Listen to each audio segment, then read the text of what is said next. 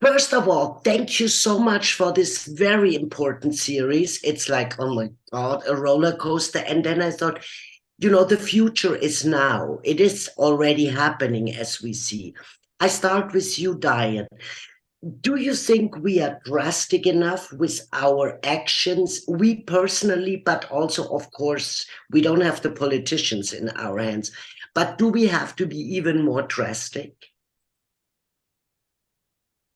I think in hindsight, we couldn't be drastic enough. If I project myself 15, 20 years ahead, I would have wished I'd been more drastic now. This I do agree. I think the answer would be affirmative. That more drastic measures would be desirable. However, after the pandemic and seeing how politicized mask wearing was and what a slight quote unquote inconvenience that was, it's just a courtesy, but people took it as such an imposition. Yes. And the way the brain responds to impositions of freedoms being taken away or sacrifices being made for future generations, I find it an interesting debate to have. That's a very good remark. You're so right. With the mask, this was a huge outcry, like, oh my God. But we have to, yeah, you're completely right. I agree. And you, Michael, you're so young, your generation, and I can see that Extinction Rebellion we have here in Europe. I think you have that maybe as well, where young people glue themselves with crazy stick on the road. They say, enough now, we do have to do something. You as a young person, how much do you also take us accountable, my age, my generation and the older generation? I think there's a lot of anger and a lot of pain that comes with this, not being able to think about the future in any way that, it's a very different time to be thinking about, can we even bring a kid into this world, and is that moral, right? So I think there's a lot of pain.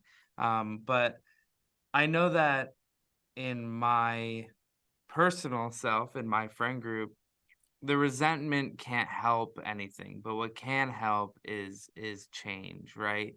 So instead of looking at the past and going, why didn't you then? We want to say, why aren't you now? And what are you doing? And what do we do to fight on a daily basis? Because the past is the past. It's too far. But what we need to do now is every day, what action are you taking? What positive step are you taking to make yourself accountable and make the people around you accountable to change? And I truly believe that when you are part of a positive movement, a positive sort of action going forward, the fear becomes less overwhelming, the resentments become less crippling, but you become empowered and changed, and you become more hopeful. And I think that is what I try to do, and try not to be overwhelmed by the fear or the resentment. Yeah, that would be my last question for Diane. What is your hope, Diane? What could happen? What is your biggest hope for us? Wow. I think unity. I think that there are enough people and enough motivation, but I think that we're all over the place with our. But I think if we all did something, like Michael was saying, if we all did our quota of change, it would be enough. But I think the message of despair or denial or giving up, it's too much, the governments aren't going to react in time, so why should I? That's precious part of the road that we don't want to lose on our journey to change.